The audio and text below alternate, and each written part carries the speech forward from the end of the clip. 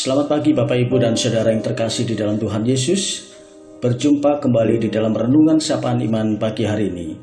Kiranya kasih Allah senantiasa melimpah dimanapun kita berada. Sebelum kita merenungkan firman Tuhan, terlebih dahulu kita berdoa. Mari kita berdoa. Mengucap syukur ya Tuhan untuk kasih karunia yang Tuhan nyatakan di dalam kehidupan kami setiap hari. Dan jikalau kami kembali akan melangkah di dalam kehidupan kami, sebelumnya kami akan bersama merenungkan firman Tuhan untuk menjadikan kami dasar ketika kami melangkah melewati kehidupan ini. Tolong kami ya Tuhan, agar kami dapat mengerti, memahami firman-Mu. Di dalam nama Tuhan Yesus Kristus kami berdoa dan mengucap syukur. Amin. Yang menjadi dasar perenungan kita pagi hari ini terdapat di dalam 2 Raja-Raja pasal yang kelima, ayat 2 dan 3. Tertulis demikian. Orang Aram pernah keluar bergelombolan dan membawa tertawan seorang anak perempuan dari negeri Israel. Ia menjadi pelayan pada istri Naaman. Berkatalah gadis itu kepada nyonyanya, "Sekiranya tuanku menghadapi nabi yang di Samaria itu, maka tentulah nabi itu akan menyembuhkan dia dari penyakitnya." Demikian firman Tuhan. Bapak, Ibu, dan Saudara yang terkasih, apa yang membuat kita berharga di mata Tuhan?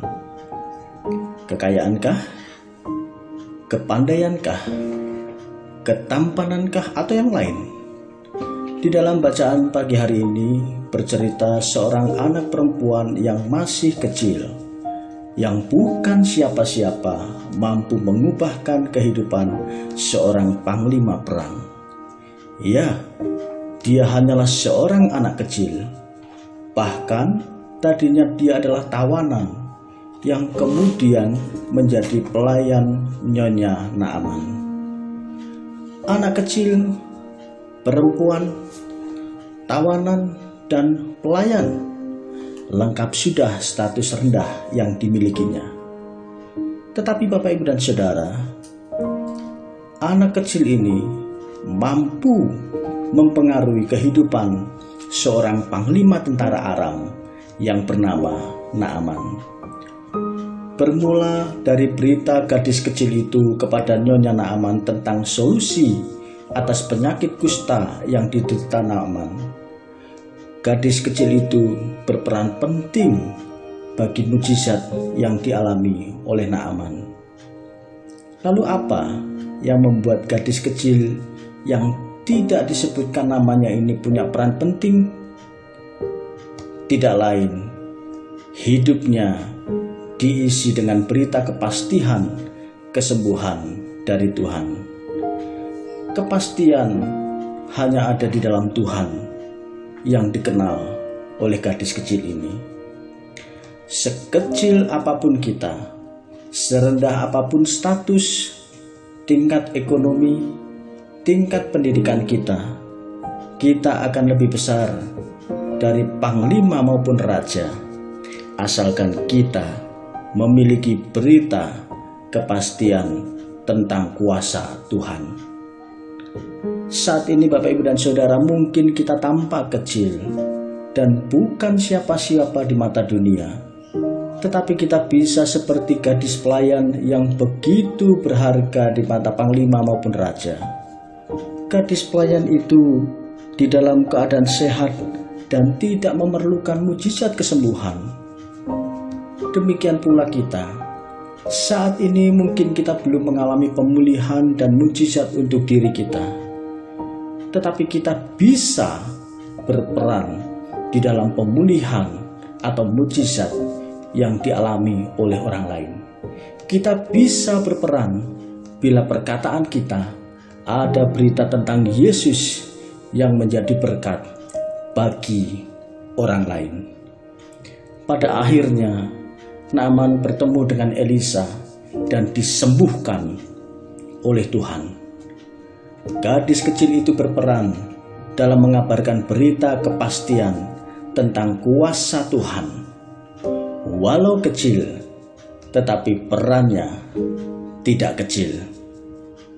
Apapun juga yang kita miliki, Kalau kita serahkan kepada Tuhan dan mempersilahkan Tuhan berkarya, maka kita bukan hanya menikmati berkat, tetapi kita berperan dalam karya Yesus yang sungguh besar. Terkadang kita merasa, apa artinya kekuatan kita yang tidak seberapa ini? Namun, dengan berserah kepadanya, kita akan menikmati berkat-Nya sampai kenyang, bahkan menjadi berkat orang lain. Itulah janji Tuhan. Boleh saja Bapak, Ibu, dan Saudara, saat ini posisi kita sedang ada di bawah. Tetapi kalau firman Tuhan, hidup kita berharga, menjadi biji mata Tuhan. Sekali lagi, boleh saja posisi saat ini kita ada di bawah. Tetapi kalau ada firman Tuhan, hidup kita akan berharga, menjadi biji mata Tuhan. Orang beriman akan berjalan bersama orang beriman.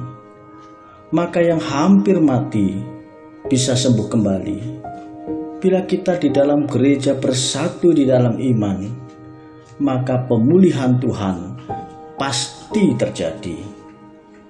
Atau mungkin saat ini posisi kita ada seperti di posisi seorang perwira yang mau meminta pertolongan Yesus untuk keluarga kita.